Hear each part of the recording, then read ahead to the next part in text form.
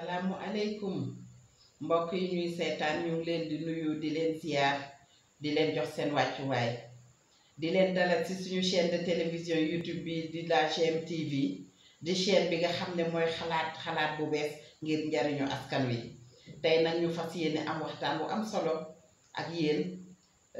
ci jafe-jafe financement wu secteur privé.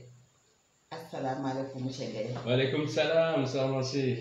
mbaa yaa ngi ci jàmm. alhamdulilah mbaa yéen a ngi ci jàmm rek. alhamdulilah sant yàlla alhamdulilah. sant yàlla macha allah. monsieur Guèye yaa ngi danga jeexal benn séminaire muy lëlu boo doon def ak entreprise yi ci Afrique ngeen doon wecconte xalaat lëlu boobu lan nga ci jublu woon. soxna si maa ngi lay gërëm di la santati ci laajte bu am solo boobu nga laajte xam nga fi ñu toll nii dañu nekk ci période mbas mi te di période boo xam ne entreprise yu baree bari dañu am ay jafe-jafe ñu bari ñu daan jaay bitim réew daanaka mënatuñu fa jaay ñu bari ñoo xam ne ñu ngi daan jënd bitim réew mënatuñoo dem jëndi production bi taxaw na te daanaka ñu bari ñoo xam ne amoon nañu xëy tamit seen xëy mi ngi wàññeeku alors loolu nag xam nga suñu demee ba toll ci lu mel noonu ku nekk war ngaa jël am noo mën a defee ngir dimbali entreprise yooyu pour que ñu mën a xoolaat seen bopp gën a dëgëraatal seen bopp ngir su mbas mi jàllee ñu mën a dellu ci liñ nekkoon. loolu nag la yenn dirigeant entreprise yoo xam ne ñu ngi ci Afrique waxoon pour que ñu waxtaan ci xool as tuut si nga xam ne moom la ñu suñu borom xamal ci banque ouest africaine de développement muy banque bi nga xam ne moo ŋànk juróom-ñetti réewu ouest africain yooyu Sénégal bokk ci ak fonds africain de garantie et de coopération économique bi nekkoon nga xam ne dem na ba Afrique centrale. ñu ni dañoo bëggoon nag nan lañ mën a def ba maanaam expérience boobu ñu mën ci bénéficier wu ngir xool nan la ñuy tëgge seeni documents yi yónnee banque yi loolu nag dama cee kontaanoon lool macha allah ba ma leen koy defal dërëm laajuma leen ko ci parce que jàppale la ndax xam nga jamono ji ku ne war ngaa jàppale sa morom donc kontaan nañ ci lool nag ndeysaan macha allah. ndax fu nekk ña nekk Amérique ñu nekk Asie ñu nekk fu nekk ba ci Europe ba ci directeur banque yi ak Afrique ak directeur banque yi ñoom ñëpp am na ci ñu bari ñoo xam ne bind nañ ma di kontaan waaye man maa ngi gën a kontaan nag ndax xam nga day am loo xam ne xidma la xidma mooy liggéeyal yàlla ci jàmmu yàlla yi foofu laa ko jële woon te dëgg-dëgg yàlla barkeelal liggéey boobu nga xam ne moom la ñuy liggéeyal de moom lañ defoon ñu ñëpp là pour répondre à votre question concrètement nag ñoom li mu leen di permettre mooy suñ ci jugee ñu gaaw monter seen dossier yónnee banque yi pour banque yi mën leen financer ndax seetlu naa ne seetaan nañu fukki vidéo yi ma def te am na ci bari ñu doon laajtee question ma leen di leen ko jox ñi joxe seen xalaat tamit yaakaar naa suñ ci jugee daal suñ demee ci banque yi incha allahu rabbi war naa mën a gën a yomb ci kàttanu suñu borom. monsieur Guèye yow aussi ku jare jaajëfal nga parce que il faut que nga am xol bu yaatu pour def li nga def ndax am sa xam-xam partager ko ak say frères africains loolu ku baax rek ko mën. jërëjëf soxna si jërëjëf ci compliment boobu. kon monsieur Guèye ñu ñëw ci benn laaj bu njëkk bi muy lu tax entreprise africain yi am jafe-jafe pour financement. alors loolu question bu am solo nga laajte ndax man li ma neex ci question bi nga posé ñun commerçant yi ñu ngi may déglu ñu ngi ñuy déglu chef d'entreprise yi ñu ngi ñuy déglu ñi industriels yi ñu ngi ñuy déglu ñi nga xam ñoo ŋànk koom-koomu Sénégal ñu ngi ñuy déglu waaye dama bëggoon rek d'abord préciser que ni du entreprise yëpp am problème financement ndax soo ko xaajoon ñett benn bi rek moo amul financement ñett yi mooy lan benn bi mooy li tuddee les très petites entreprises mooy ñi nga xam ne ay microfinance la ñuy def mooy masalan di lebale ay ñaari junni ak ñetti junni ak ñeenti junni et cetera ñooñu am na ñu leen jël en charge mooy les institutions de microfinance ay microcrédit xam naa gars yi may déglu xam nañu ko et cetera et cetera. Alors deuxième catégorie bi mooy li ñu naan les grandes entreprises soo ko déggee nag mooy ñi nga xam ne ñoom mënal nañ seen bopp jaaree nag ñooñu soo koy xool ñi ci gën a bari entreprise lañ yoo xam ñi leen moom bitim réew lañu nekk léegi nag ñooñu tamit amuñu problème parce que banque yi fi nekk ñooñu dañ leen di financer ndax banque yi fi nekk buy fàtte ni ñoom ñu ci gën a bari ay banque la yoo xam ne ñu ngi jugee bitim réew day daal di ñëw daal di fi samp seen i doom fii seen doom yooyu nag su fekkee ni am na ñu nekk seen réew yooyu ñëw samp fii entreprise ñoom la ñuy jàppale te ñoom sax dañoo am lépp lu banque yi di laaj dañ ko am nañu garantie bi am nañu fonds propre bi am na vraiment léegi-léegi xam nañ ne la ñuy tëggi ab dossier loolu moo tax ñooñu souvent daanaka amuñu problème également pour financement ñi am problème financement dëgg mooy njëkk digg ba te pourtant ñooñu téeméeri entreprise yoo jël ci Sénégal ak Afrique lu ëpp juróom-ñeent fukk ba ñoom la muy les PME muy entreprise yi nga xam ne ñoo ndaw ba pare digg doom mooy yu digg doom yi waaw ñooñu daal kenn mënu leen di am presque financement amuñu xam nga financement day loo xam ne am solo la mi ngi mel ni deret ci maanaam jëmm doomu aadama xam nga deret am na solo ci jëmm doomu aadama financement noonu la amee solo soo amul financement sa koom-koom mënut a dox gis nga loolu Europe dañ ko xam ba bi guerre mondiale bi pare deuxième guerre mondiale en 1945 mais waa Europe dañu taxaw ni ñu daal waa Amérique di ngeen ñu dimbali waa Amérique ni leen danañ leen dimbali ndax yéen su ngeen dëgëree rek ñun ñu dëgër ñu jël lu toll ak 13 milliards ci ay dollars à l'époque jox leen ko tuddi ko plan Marshall léegi loolu soo ko doon xayma presque dana ma téeméer ak juróom-ñaar fukki milliards tey jii ci ay dollars mais loolu kenn xamul lu toll leneen léegi dañoo bëgg ngeen soxla ci seen économie donc loolu dafa am solo nga ñëw ci sunu réew yi soo demee lu dem réew mel ni par exemple avant ma ñëw sunu réew mi Amérique ngay dem ci réew mu ay réew Europe yooyu bu fekkee ne économie koom-koom ba téeméer la financement ba mën na ñaar téeméer wala ñetti téeméer dañ koy defa ba mu bari ñun nag nga ñëw sunu réew yi daanaka rek entre 20 ak 30% maanaam téeméer boo jël diggante 20 muy ñeent fukk ba 30 ñaar fukk ba fanweer astafurlah moom lañ ciy financé te xam nga loolu dafa bariwul parce que financement dafay loo xam ni lu am solo ci économie léegi pour répondre à ta question nag man contrainte yi ma gis yu bari la benn bi mooy banque yii fi nekk moomuñu leen ñu ci gën a bari am na ñu ngi góorgóorlu nag nga am na ci quelques banques yoo xam ne sénégalais yi ñoo leen mais bariwul yi ci gën a bari moomuñu leen ay Maroc la jógee mi ngi jógee ay France mi ngi jógee ay Malaisie banque la yoo xam ni ay Turquie moomuñu leen très bien te ginnaaw ñoom dañuy ñëw te dañoo am lu ñu bëgg muy nan lañu mën a amee bénéfice léegi-léegi ñun sur développement nga xam ne lu koy maye mooy investissement yoo xam ne danga koy def ci fukki at door ko rentabiliser ñoom loolu taxu leen a jóg loolu mooy lu njëkk li ñaareel bi mooy nañuy financer seer na taux d'intérêt yi lay indi dafa seer trop léegi-léegi ñu la 10% 12% 13% bari na loolu commerçant yi may déglu ak homme d'affaires yi xam nañu loolu soo ñëwee ñu ne la ngay njëkk a def mooy tegal fee nangam nga xam ni mooy sa participation ci projet bi waaw soo amoon nangam loolu ndax da nga ñëw seet si leen normalement parce que yow soo amoon loo mën a démarrer sa projet da nga koy démarrer waaye loolu dañ la naan loolu condition la leneen li mooy li ci gën a garaw mooy garantie lañ lay laaj joxal sa kayitu kër ku am say doom am say soxna ñu ne la jëlal sa kayitu kër tayle mais ëllëg si su doxul nooy def ñu ni la ñaareel bi mooy da ngay andi maanaam suuf soo xam ne dana mat nangam ak nangam équipement marchandise yi ñu la jëndal da nga ñu koy jox ñun ñooñu dañu koy tayle ñaareel bi mooy da ngay wut keneen koo xam ne dana ñëw garantir la ba mujj gi da nga naan ñii defatuñu banque ndax banque soo ko déggee risque ngay jël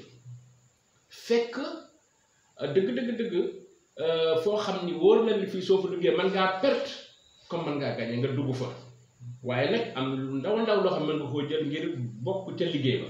waaye ñoom dañuy ñëw bu dee téeméer rek nga war a lebal danañu fexe ba am ñaar téeméer yoo xam ne garantie la ñu teg frais nga xam ne yow bis boo demee ba maanaam am benn wala ñaar wala ñetti fay yoo war a fay te fayoo ko ñu nangu sa kër tàmbali ko jaay te loolu pour man problème la donc mooy banque yi nekk fii te banque yi nekk fii tamit ñaareel bi mooy soo jugee bëgg a def dara duñ la financer ndax dañ naan yow amagoo expérience xamaguñu li nga man te loolu tamit problème la ndax mën naa am la ngay indi doon lu am solo ci réew mi wala ci réew yi donc jàppal ma boobu mooy ponk mu njëkk bi beneen bi mooy am na nag ay banque yoo xam ni demoon nañ ba nekk ci bitim réew yu demee ne ay BOAD ñi ñuy dégg ñëpp xam nañ dégg nañu naan BOAD ay ministre des finances ñenn ak président BOAD bi nangam si ñenn ak directeur général Fagas nangam alors léegi ñooñu dañoo bëriwul nag ndeysaan bëriwuñu BOAD am na BIDC am na CEMAC am na ci Afrique centrale vraiment muy ay banques yoo xam ne bëgg nañu waaye xaalis ba tax ñu war a mën a def moo bëriwul te ñi leen di soxla dañoo bëri te daanaka nekkuñu ci biir réew ñoom dañoo nekk ci am réew di couvrir yeneen réew yi à partir de foofu te loolu vraiment pour man kooku problème ba pare banques yooyu tamit dañoo gis gan suñ la financé tey jii presque fii lu toll ñaari at danga ko toog door a jot sa financement te soxna si xam nga loolu mënut a ànd ak développement xam nga suñ la financé kay yow nañ la jox léegi waaye da ngay gis ñu daal lay tegal ne la bala ngaa jot da ngay wane ni assez garantie mat na bala ngaa jot da ngay wane ni maanaam loi bee dem assemblée wote nañ ko gouvernement bi wote na ko ndax mooy gën a mën a sécuriser suñu projet suñu leb la bi lay lebal bala ngaa jot da ngaa war a xool ba xam ñeneen ñi la war a financer joxe nañ ba pare ñun ñu door a ñëw bala ngaa jot da ngaa war a joxe say fonds propres maanaam li nga xam ne mooy yow sa wàll ci projet bi donc yooyu yëpp conditions yi bari ba nga xam ni dëgg tax na ba dem ci banque yooyu presque yàq sa coono la rek coono la te man yaakaar naa ni loolu tamit ci vrai problème yi nga xam ne tey jii am nañ ko ci financement maintenant am na benn question boo xam ne aussi il faut ñu poser ko ci ñi nga xam ne ñoo yor projet yi muy lan xam nga banque yi ñaare c'est vrai duñ financer wala li ñuy financer bariwul néew na mais léegi tamit man dama ni ci seen dëgg lañ nekk pourquoi parce que ñoom d'abord xaalis ba ñuy liggéey moomuñu ko yaa man ak keneen ñooy wëlbati am lu ñu desal as lëf daal leen koy jox ni leen lii dañu leen koy dénk ngeen mën ñu te ndàmpaay tegal ci ndàmpaay ñoom nag loolu li ñuy jël di ko lemtewaat nga xam ne suñ demee ba dugal foo xam ne saxaay na duñ mën a ñëw malheureusement di ko duñ ko mën a delloo ñi nga xam ne ñoom ñoo leen ko abaloon donc moo tax banque yi tamit des fois dama leen di comprendre xam nga lebal nit mu daal di dem tàmbalee liggéey ëllëg si biir mun la man ka daanu naa te loo xam ne ay tappale la lebal nit ne ko yow maa ngi lay lebal fukki million nga xëy suba dégg ñu ne takk na ñetteelu jabar wala ñeenteelu jabar kooku problème la alors nga jëlaat nga seetluwaat tamit ñoom chef d'entreprise yooyu man dama seetlu ni ñi fi nekk année indépendance ba léegi ñoo ŋànkaat secteur privé bi changement amu ci te ñoo xam ne la daanaka seen poche ak poche entreprise bi dañ leen di jaawale te xam nga loolu day loo xam ne lu doy waar ba pare nag entreprise tamit tàggat ba ca war ci ñoom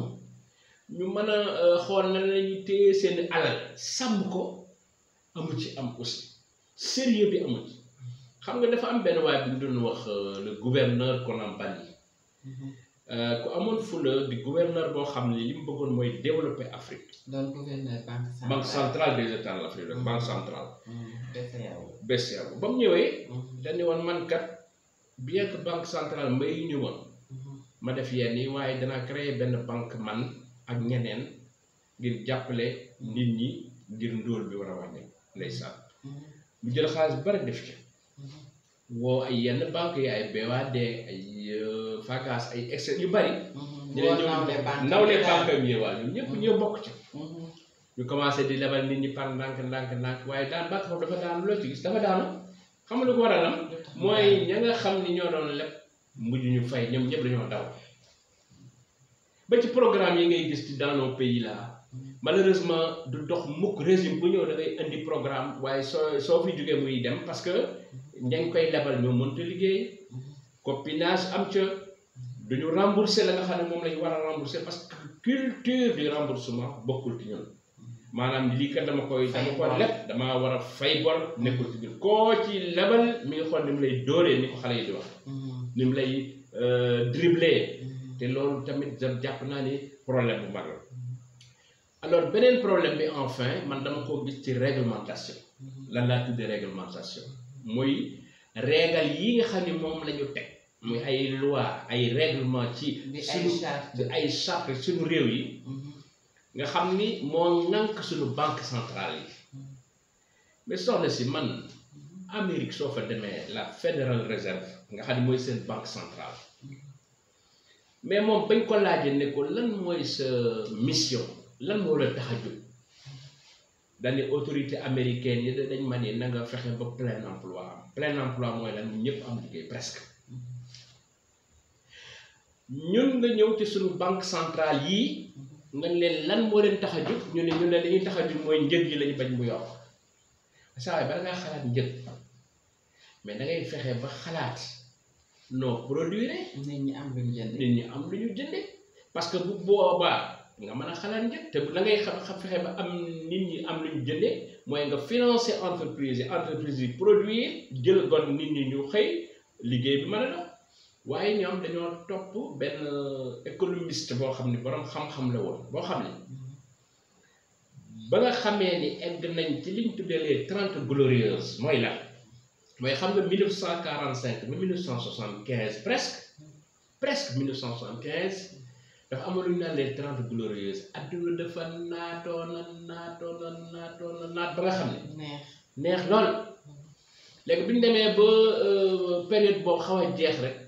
ñu seetlu ni yëf yaa ngi wàcc waaye njëg yaa ngi yokk américain boobu maanaam économiste boobu daal di génn fële ni waa léegi li ñu war a def mooy dañoo fexe suñu banque centrale yi dootuñu amati benn lëkkaloo ak gouvernement yi benn dañuy war a fexe ba ñoom ñooñu bañatee di financer lu doy koom-koom bi ndax li ñuy gën a financer koom-koom njëg yi di gën a yokk te li ñu war a fexe mooy ba ñooñu nga xam ni mooy banque centrale yooyu indi fi ay charte yoo xam ni banque ya ñuy financer tuuti la ñuy financer ngir que maanaam mbirum leb li ñuy leble mën a bañ a seey loolu moo doon théorie bi mu andi Milton Friedman la tuddoon loolu la ñun ñu topp ko ba tey jii soo xoolee en matière de financement ñun malheureusement suñu financement taxul mu dem noonu réew yi nga xam ne mooy réew yi ëpp doole ci àdduna seen financement man na téeméer bu la ñaar téeméer 200%. téeméer boo jël ñaar téeméer lañ ci yokk ci financement ñun la téeméer boo jël yaa ngi ci ay diggante ñaar fukk ba fanweer xam nga loolu ba tey loolu ba bariwul nga xam ni kon banque centrale boobu tamit règlement boobu nga xam ne moo fi nekk muy charte yooyu tax na ba malheureusement tey dëgg nañu waroon a doxee dexewuñ ko en terme de financement banque boo dem dañ ko limité di ko yow waroo def lii da ngaa war a yem fii yow waroo joxe maanaam crédit bu ëpp lii te soo koy joxe lii nga war a am ci loo denc ba pare door ko joxe xam nga li ma la wax ba pare jëf yi teengal te kenn waxu ci loolu nag li ko waral mooy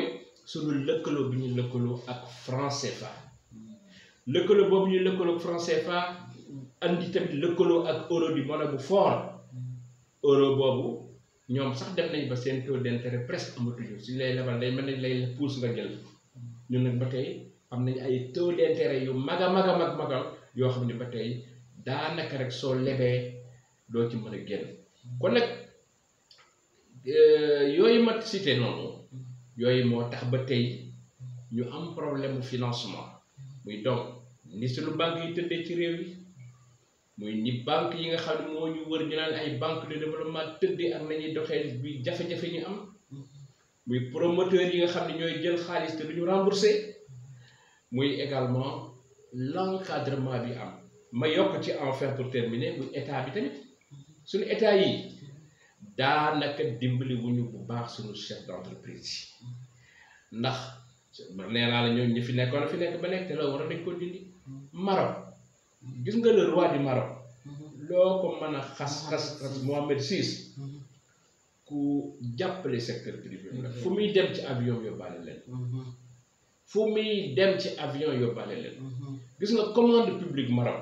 commande publique mooy la état bi di commandé da leen ci jox pàcc bu am solo waaye nag soo jëlee Afrique tamit lii problème bi mooy ne ki am ñu bari ñoo xam ne duñu bokk duñu ay entrepreneur la ñuy def xamuñu ko waaye dañuy dem gagné ay marché suñ paree sous-traité suñu sous-traité ko mais kooku tamit il faut ñu wax ko il faut ñu wax ko parce que mënuloo yow loolu du sa métier fonctionnaire nga wala homme politique nga wala yow daanaka sa liggéey am nga beneen liggéey nga fexe ba am ay relation yoo xam ne soo jëlee yëf yi téeméer joxe ko nit ki juróom fukk wala juróom benn fukk rey ko complètement te moom la muy def bu baax yooyu yëpp tamit day am ay problème yoo xam ne en général sax fii ci Afrique politiciens yi mais politiciens ñoo mais politiciens yi moo tax nag man ni na gone yi na mag ñi marché yi ci ñi mën effectivement suñ paree di ko sous-traité effectivement moo tax man ni na mag ñi en Afrique yërëm ndaw ñi pour man problème Afrique du problème am problème séddoo la gis nga temps yi lii ñu wax ci mbirum suuf si au Sénégal moo am Côte d'Ivoire mu am fépp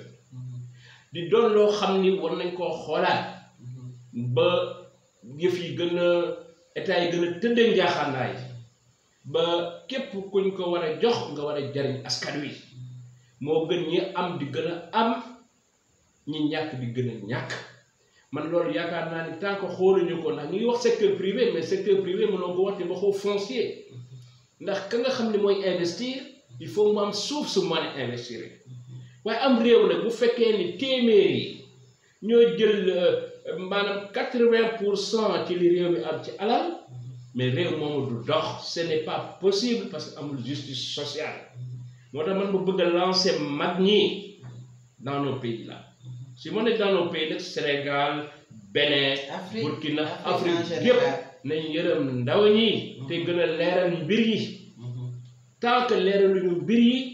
man yaakaar naa ne duñ mën a développer et j'en parle toujours avec peine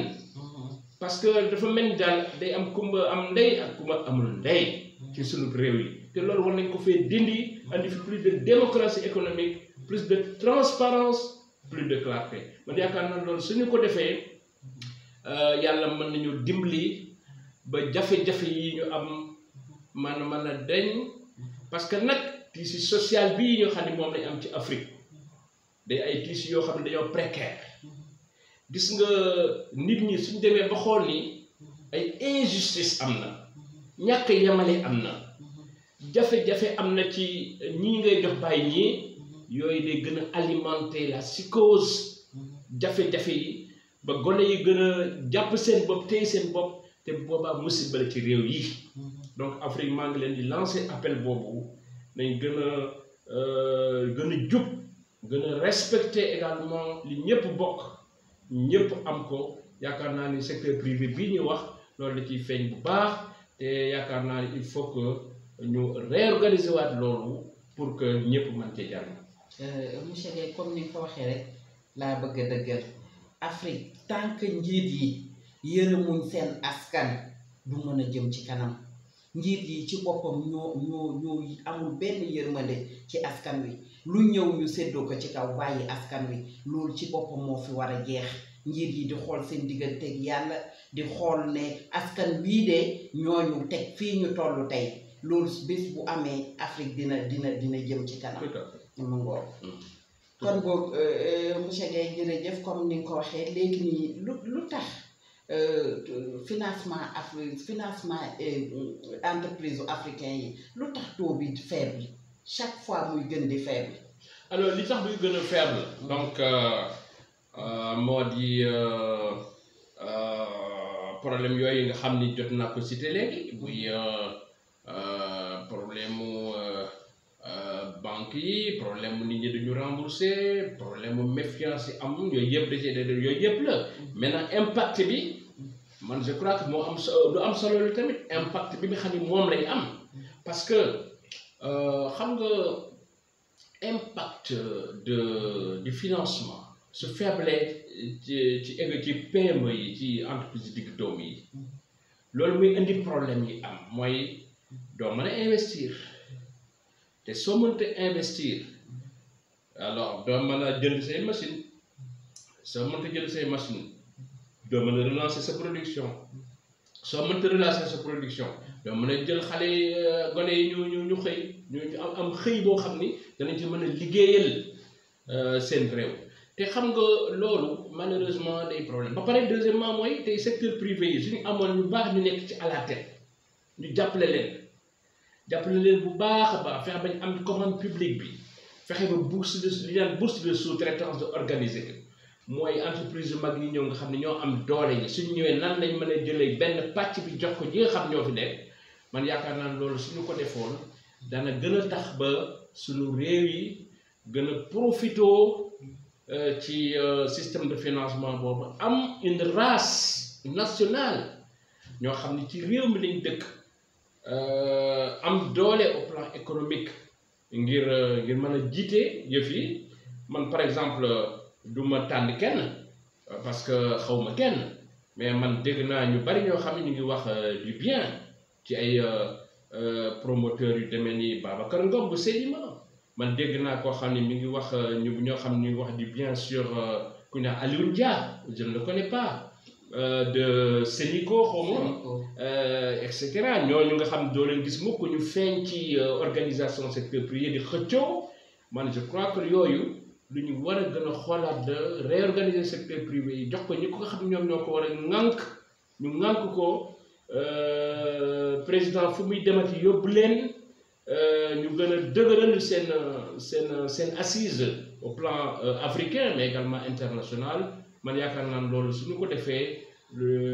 day baax rek ci réew mi dans sa globalité.